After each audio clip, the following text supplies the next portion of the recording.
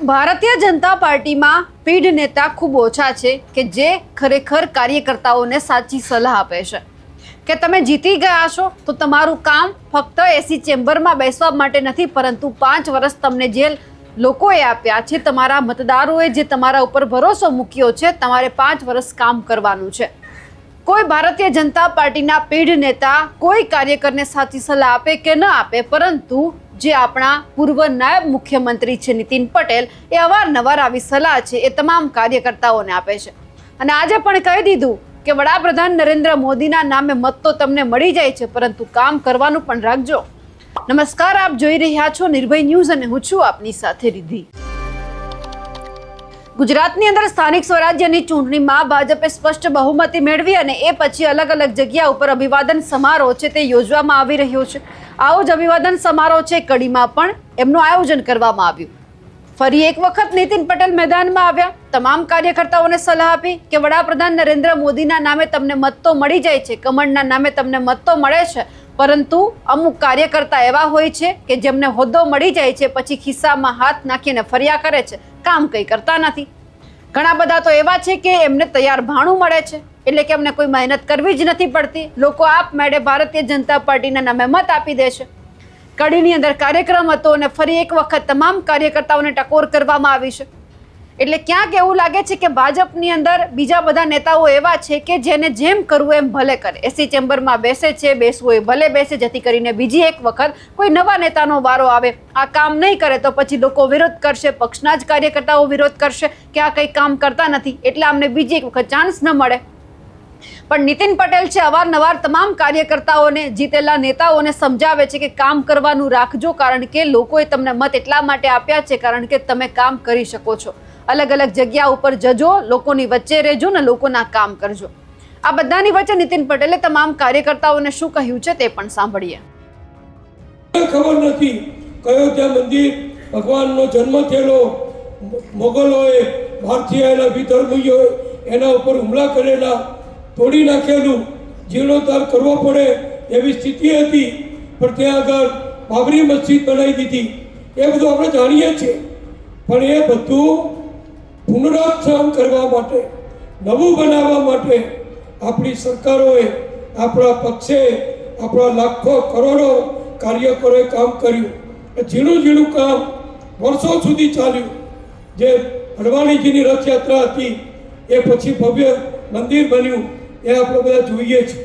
એમ ભાજપ સત્તામાં રાતોરાત નથી આવ્યું, સમજી લેજો.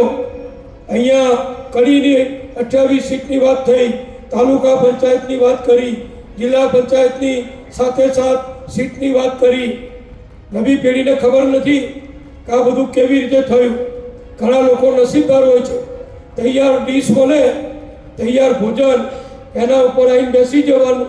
એર કન્ડિશન રૂમ હોય, કાર્યકરોએ ભૂતકાળમાં મહેનત કરી હોય અને તૈયાર ખાવાનું ઘણાને મળી ગયું છે. એટલે એમને ખબર નથી કે અહીંયા કડી તાલુકામાં જે આ 1990 સુધી, આ બધા મહેમાનો માટે કહું છું, ભરતભાઈની જાણકારી માટે કહું છું, 1990 સુધી કડી તાલુકામાં ભાજપના ફક્ત એક જ વખત પ્રહલાદભાઈ ભગત આપણા ધારાસભ્ય ચૂંટાયા હતા.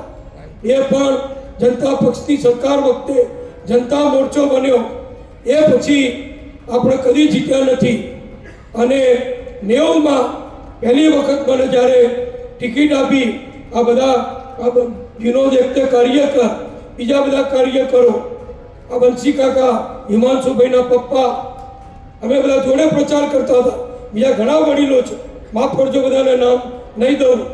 ગામડામાં જવું હોય, અમુક ગામડામાં તો અમે પગ નહોતા દઈ શકતા, અમારા પર પથ્થરમારો થતો હતો, આપણા પડદા સળગાઈ મારતા હતા, પોસ્ટરો ફાડી નાખતા હતા, મતદાન વખતે બૂથ કેપ્ચર થતા હતા. એવું 90માં મારા વખતે થયેલું. એવા વખતે લડી પહેલી વખત ફક્ત 2200 મતે કડીમાં ભાજપના ઉમેદવાર તરીકે મારો વિજય થયો.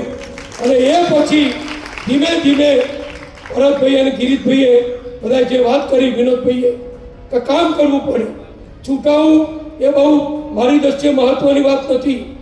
પક્ષનો તમને કમળનું નિશાન મળે, પક્ષનો મેન્ડેટ મળે, કાર્યકરોનો સહયોગ મળે, પ્રજા નરેન્દ્રભાઈને જોઈ, કમળને જોઈ, ભૂપેન્દ્રભાઈની સરકારની આપણી કામગીરી જોઈ, જગદીશભાઈ વિશ્વકર્મા પ્રદેશ પ્રમુખનું કામ જોઈ અને કમળને ફટફટ મત આપી દે.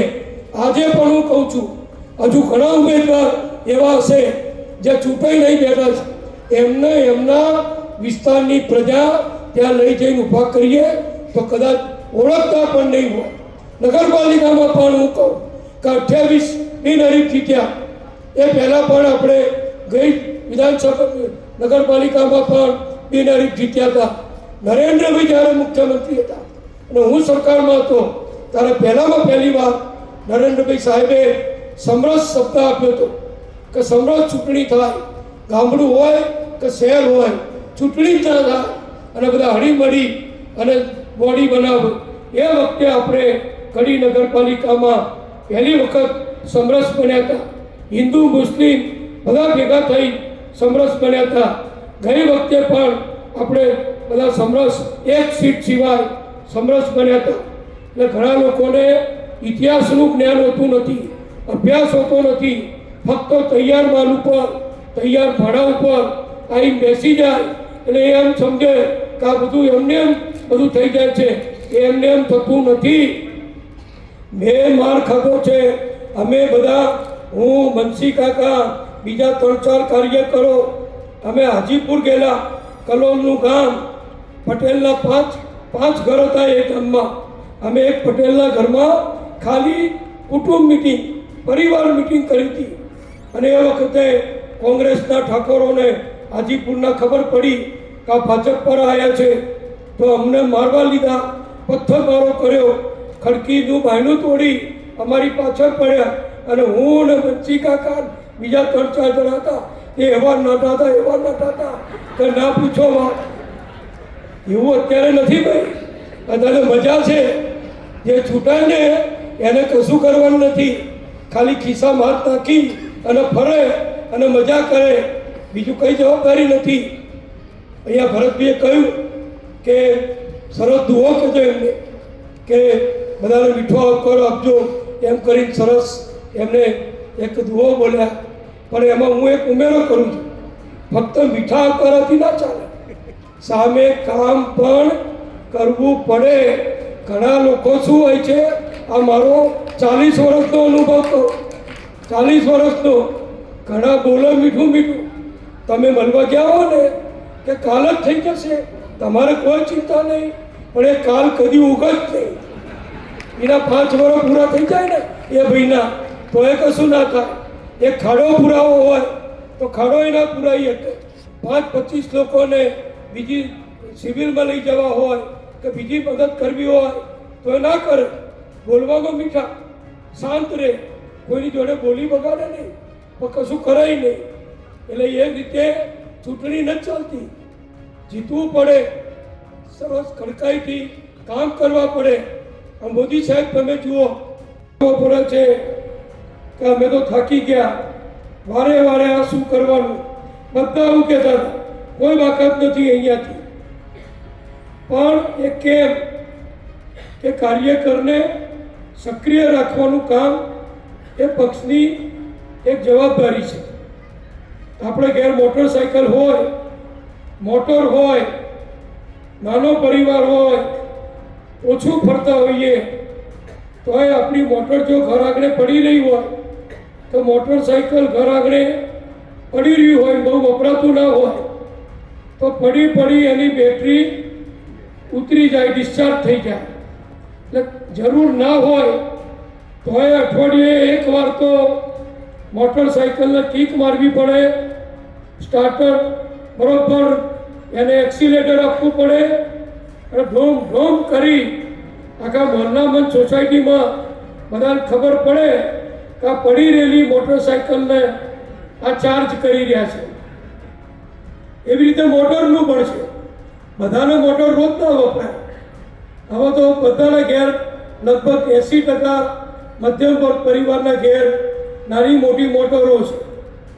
એટલે બધા મોટર તો લાવે પણ બહાર ના જવાનું હોય, પ્રવાસ ના કરવાનો હોય, તોય અઠવાડિયે એકવાર રવિવારે ચલો કે ભગવાનના દર્શન કરી આવીએ, માતાજીના દર્શન કરી આવીએ, એમ કરીને સહપરિવાર એ મોટર લઈ પરિવાર નીકળે, ભગવાનના માતાજીના દર્શને થાય અને પેલી પડી રહેલી મોટર હોય ને એની બેટરીએ ચાર્જ થઈ જાય. એટલે કાર્યકરોને પણ ચાર્જ રાખવા પડે. ચૂંટણી આવે અને તમને કે મને કોઈ બીને કામ સોંપાય તો આપણી બેટરી કદાચ થોડી ઓછી વપરાઈ હોય તો બરોબર જરૂરિયાતના સમયે એ કામ ના કરે. અહીંયા કોંગ્રેસની વાત કરી કિરીશભાઈએ કે કોંગ્રેસવાળા ચૂંટણી આવે ને ડ્રાઉં કરતા નીકળી જાય છે. તો કોંગ્રેસવાળા બિચારા એના ભાગમાં તમે બધાએ અને ગુજરાતની ને દેશની જનતાએ એક જ કામ રાખ્યું છે કે ડ્રાઉં કરવાનું અને ચૂંટણી જતી રહે એટલે પાછું જતું રહેવાનું, પાછી બીજી ચૂંટણી આવે એટલે બહાર આવવાનું. એમની બેટરી ચાર્જ થતી જ નથી, કારણ કે કોંગ્રેસ પોતે ડિસ્ચાર્જ થઈ ગઈ છે. કોંગ્રેસની બેટરીમાં પેલું ડિસ્ટિલ વોટર નાખીએ ને આપણે મોટરની બેટરીમાં, એ કોઈ ડિસ્ટિલ વોટરે નથી નાખતું, નાખનાર જ નથી. પેલો રાહુલ ગાંધી એને પોતાની બેટરીમાં કોક ડિસ્ટિલ વોટર નાખે તો ચાલે છે, બાકી એ બેટરી એ ડાઉન છે. તો વળી સારી છે એની બેન કે થોડા ટાઈમે રાહુલની બેટરીમાં પાણી નાખી આવે છે કે ભાઈ ચલાવો ગાડી, નહીંતર આપણે બધા ખોવાઈ જઈશું. આ એક કોંગ્રેસની આજની હાલત છે. ભાજપ કેમ સક્રિય છે આજનો નથી, સમજી લેજો. પહેલેથી છે, જનસંઘના સમયથી. અમે નાના હતા, મને યાદ છે, આ વડીલો છે જૂના, એમને પણ યાદ હશે કે કચ્છમાં એક સત્યાગ્રહ કર્યો હતો. જનસંઘની બહુ શરૂઆત હતી. એ વખતે કોઈ જનસંઘને બહુ ઓળખતો પણ નહોતો. ઉત્તર પ્રદેશમાંથી, દિલ્હીથી નેતાઓ આવેલા અને એ કચ્છનો સત્યાગ્રહ કરેલો. અયોધ્યાનું આંદોલન કર્યું એ તો આખો દેશ અને દુનિયા એક વ્યક્તિ જાણે છે. કઈ અયોધ્યાનું રામ મંદિર રાતોરાત નથી બની ગયું. અયોધ્યાનું રામ મંદિર બનાવવા પર મોટી વિશાળ સોમનાથથી અયોધ્યાની યાત્રાઓ તે વખતના નેતાઓ લાલકૃષ્ણ અડવાણીજીના અને મુરલી મનોહર જોશીજીના નેતૃત્વમાં નીકળી હતી. અને એનું સંચાલન કોણે કર્યું હતું? એના સારથી હતા આપણા અત્યારના વડાપ્રધાન નરેન્દ્રભાઈ મોદીજી. તમને બધાને નવા લોકોને ખબર ના હોય તો જૂનો ઇતિહાસ કહો. જ્યારે સોમનાથથી અયોધ્યાની યાત્રાની પક્ષે દિલ્હીમાં એ વખતે રચના કરી, આયોજન કર્યું, તો રથ ક્યાં લઈ જવો, ક્યાં સભા કરવી, ક્યાં રોકાવવું, એ બધું ઝીણામાં ઝીણું આયોજન એ વડાપ્રધાન અત્યારના અને એ વખતમાં જે કાર્યકર હતા, સંગઠનનું કામ કરતા હતા, મહામંત્રી હતા, સંઘના પ્રચારક હતા, એવા નરેન્દ્રભાઈએ આખા દેશનો એમને અનુભવ હતો. બધાનો તો અનુભવ નહોતો. ગુજરાતવાળા ગુજરાતનું જાણે, મધ્યપ્રદેશવાળા મધ્યપ્રદેશનું જાણે, પણ નરેન્દ્રભાઈ પાસે આખા દેશના નકશાનું, બધી જુદી જુદી પદ્ધતિઓ, રીત રિવાજો, તહેવારોનું જ્ઞાન હતું. અને એમણે આયોજન કર્યું હતું. અને આયોજન પ્રમાણે કે રથયાત્રા જે નીકળી, હું પણ ગયો હતો ત્યાં. હવે બધા સોમનાથથી એ યાત્રા શરૂઆત કરી હતી. આપણા ત્યાં પણ યાત્રાનું આપણે બધાએ સન્માન કર્યું હતું. તો એ ઝીણું કામ કરીને અયોધ્યાનું મંદિર બન્યું છે.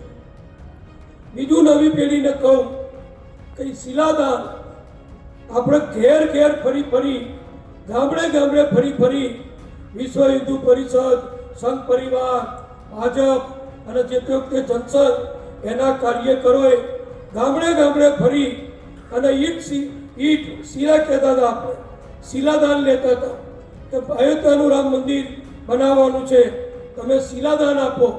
2-5 રૂપિયા એ વખતે બહુ મોટી રકમ હતી. 11 રૂપિયા તો ઘણી સારી રકમ કહેવાય. એ વખતે બધા દાન આપે, શિલા આપે, ગામડે ગામડે જે પ્રચાર થયો અને એનાથી એક અયોધ્યાના રામ મંદિર બનાવવાની જનજાગૃતિ ફેલાઈ. નીતિન પટેલે જે જીતેલા ઉમેદવારોને, જે સભ્યો છે તમામને જે એક આ કડક સૂચના આપી દીધી છે, એમાં એ જોવાનું છે કે કોણ કેટલું પાલન કરે છે. પણ નીતિન પટેલે જે વાત કરી છે તે કેટલી સાચી છે, કમેન્ટ કરીને ચોક્કસથી જણાવજો. સાથે જ અમારી નિર્ભય ન્યૂઝ ચેનલને લાઇક, શેર અને સબસ્ક્રાઇબ કરવાનું ભૂલશો નહીં. નમસ્કાર.